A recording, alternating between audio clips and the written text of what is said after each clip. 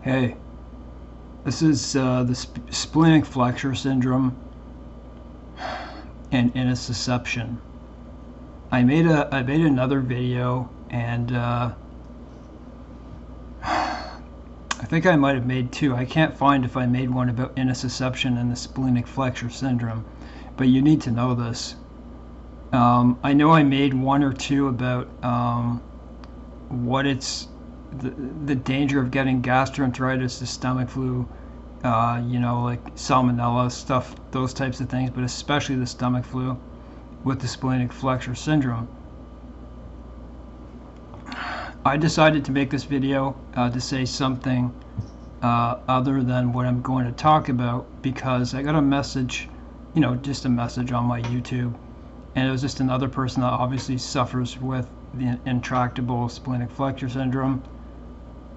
And since I make these videos, it was really the first person who ever said the same thing, that they have, a lot of spasm in their esophagus as well. And so yeah, I have that. And you know what?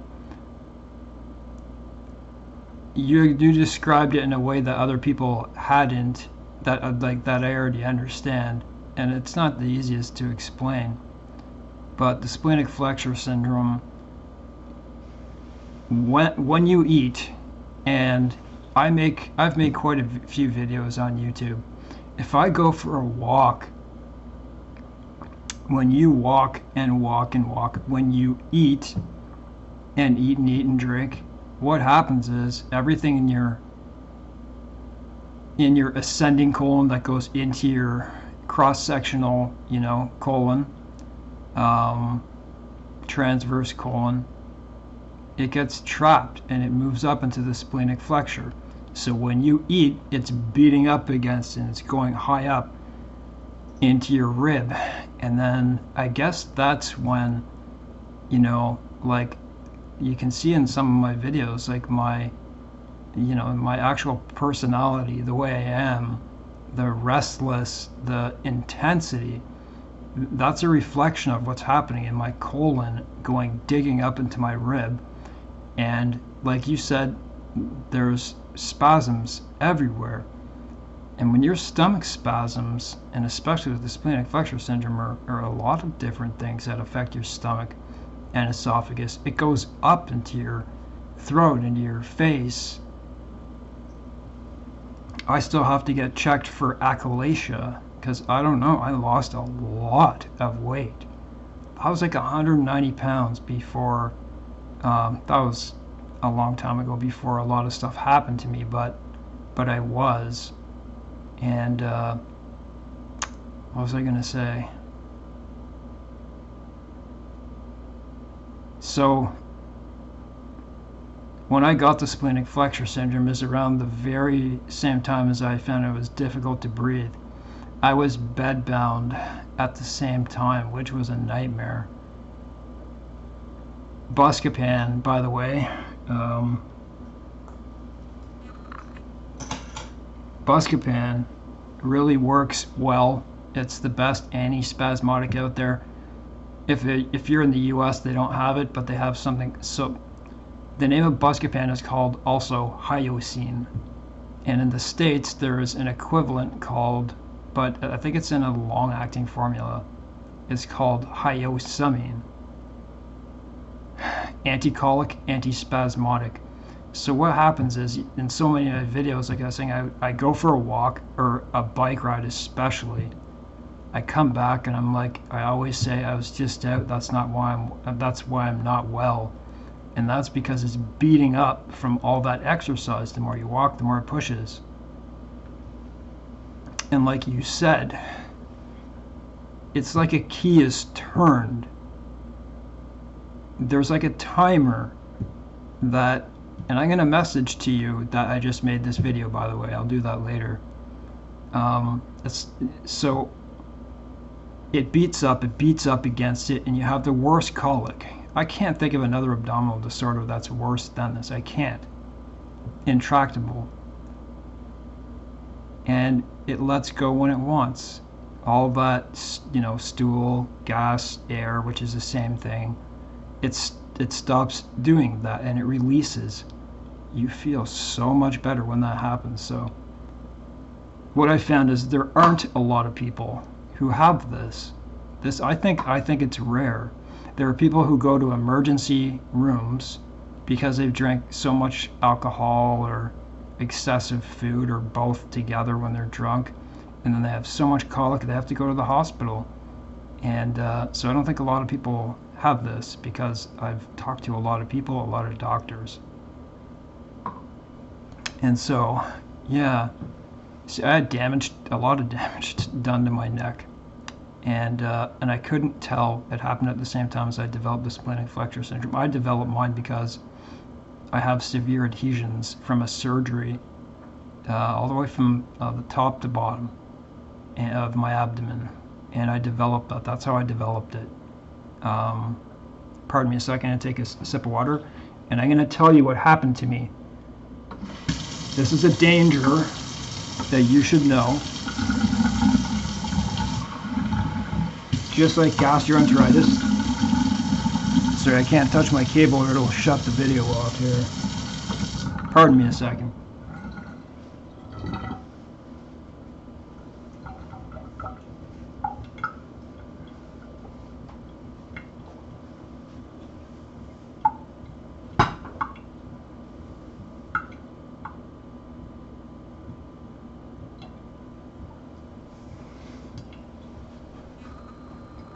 It's hard to explain to people having the splenic flexure syndrome, a kidney stone, and a gallbladder attack at the same time.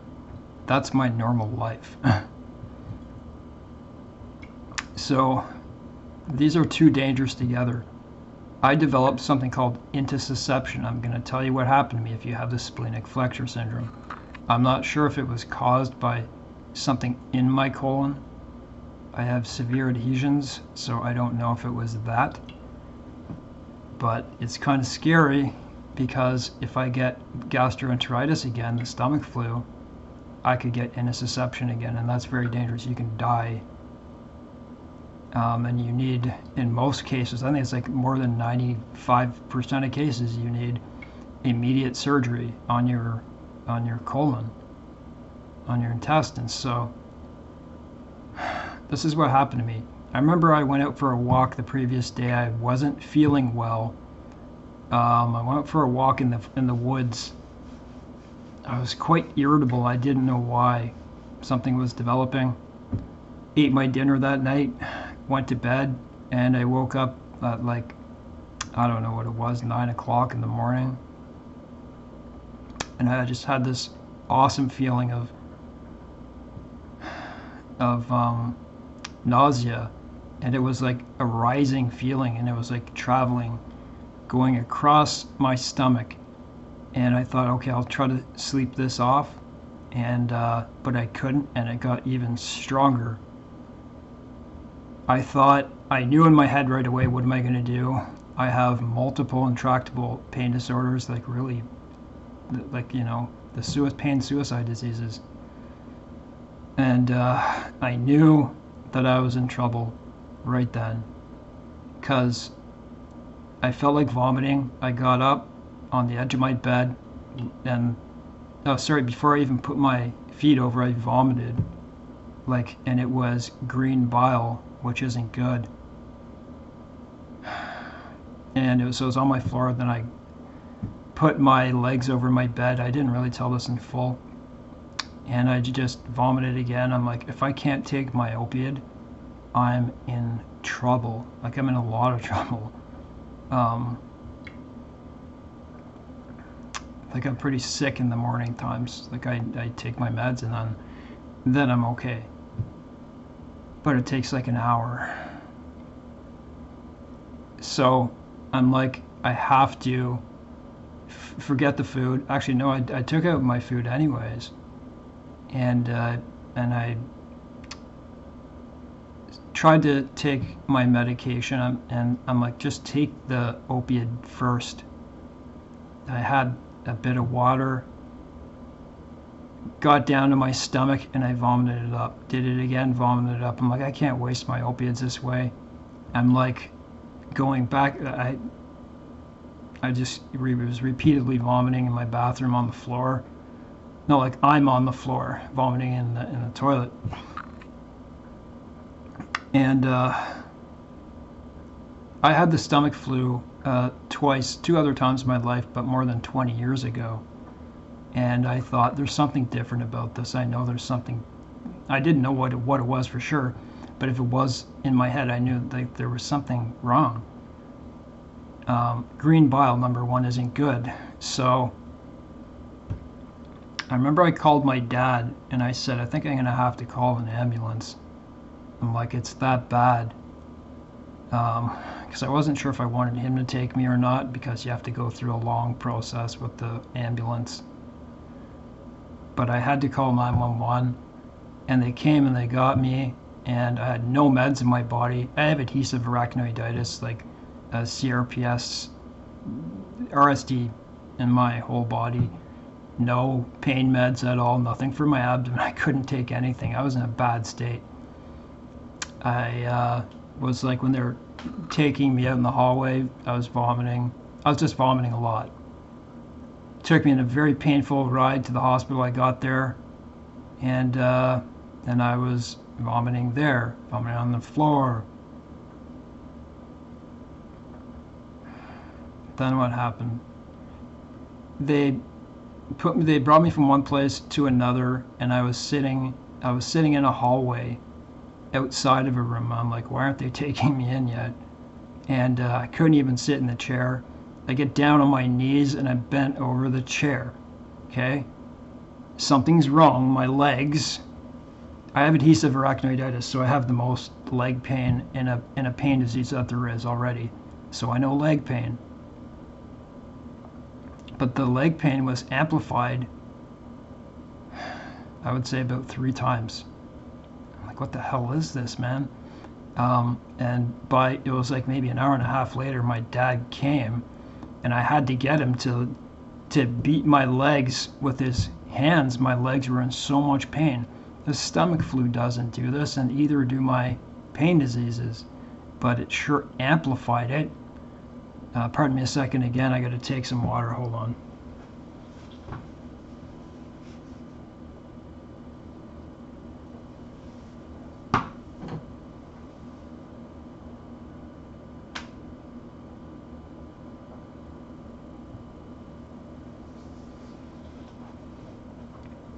So they brought me into a room finally. Like, it was pretty quick, I guess. Like, I was in the hallway making loud sounds, groaning sounds. I try to lie down. The second I stretch my abdomen out, just vomiting on the floor. So they came in and they gave me a shot of Decadron, an anti-nauseant, and they gave me, which is pretty effective. And I have that now, but if that ever happens again. Then they started giving me opiates and injections, and I started to get a bit better. They went and they did a CT, and when it came back, I was with it was my dad and myself, and he said, your abdomen is pretty, it's swollen. You can see this, like it's inflamed. He's like, I believe you have this, stomach flu, gastroenteritis. And I was kind of out of it, so I didn't understand it at the time. He said the CT revealed that you have intussusception. I didn't really think a lot about it, but intussusception is when you, let's just say, you have, say that's your colon, okay? So you see my little sprinkles? Excuse me. And I burp a lot too, but I've got gallbladder problems. You have, I don't even know if that's the right thing. Intussusception is when you have something, there has to be something called a lead point. There has to be a lead point in your colon, which means, so I'll use my arm. Say that's my colon, okay? And say that's my transverse colon. and there's a lead point right here. And as this travels along, because you have muscle contractions in your colon that move your colon along, right? So as it moves along, it gets caught on there, and then the rest of your colon folds up on that lead point, and it's called a telescoping effect. Yes, I have adhesions, but I haven't known them to be in my colon unless I have cancer, which is usually the cause. I still don't know why it did it, but anyways, that happened, and that was the explanation of why my legs hurt so much. But these people don't deal with this. This was a 2 in 1 million reaction. That's what it was. 2 in 1 million. So I didn't know about it when they told me. I only found out 2 in 1 million, not in children. In adults, it's 2 in 1 million. And I've had a lot of abdominal problems since, and so I make this video to say, could it be the splenic flexure syndrome? Why?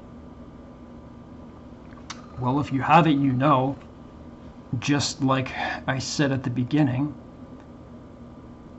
and I'll use my arm again. So say that's your transverse colon, okay? And let's just say that's the flexure that goes up and down. So you do all your walking, you do all your eating. Let's just say I wake up in the morning, I start eating. When I get to, like, say 10 minutes into eating, I eat over a long time, okay?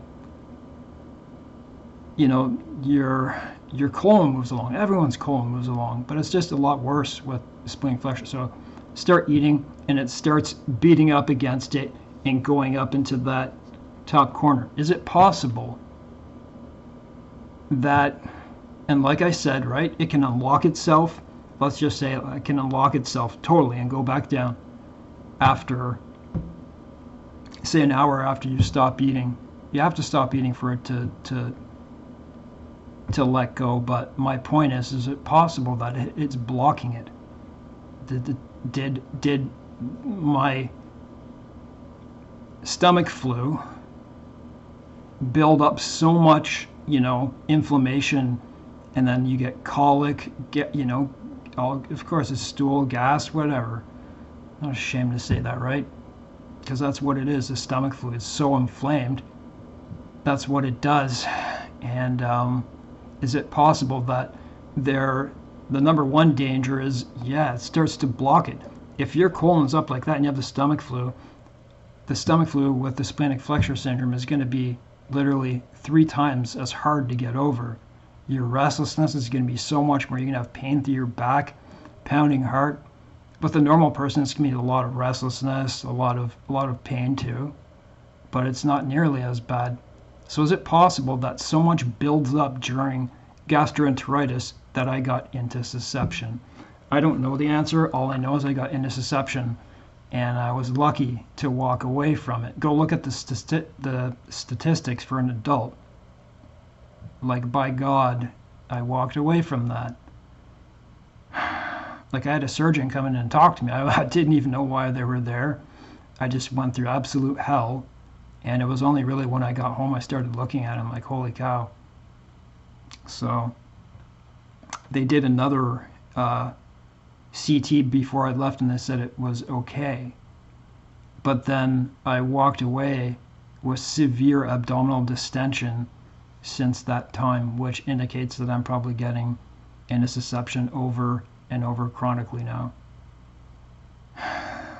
If I was to leave you with a message, I was to say, keep drinking water throughout the day, try to eat good food, keep moving, because in my belief, if you can block something, it can cause a whole lot of different stuff.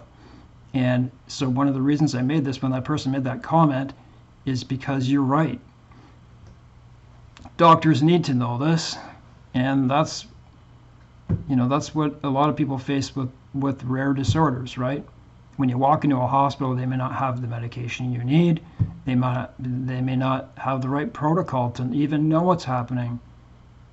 And that's why with this abdominal colic disorder, so many people that get this get exploratory surgeries done. They cut them open. All those types of things. This is a horrible disorder to have. I can barely stay still in this, and it is affecting my throat and my swallowing likely. It's one of the reasons why I'm like this, but anyways, thanks for making that comment, because I wanted to make this. So there's a lot packed in this video, but it's really about intussusception and the danger of the splenic flexure syndrome causing a blockage.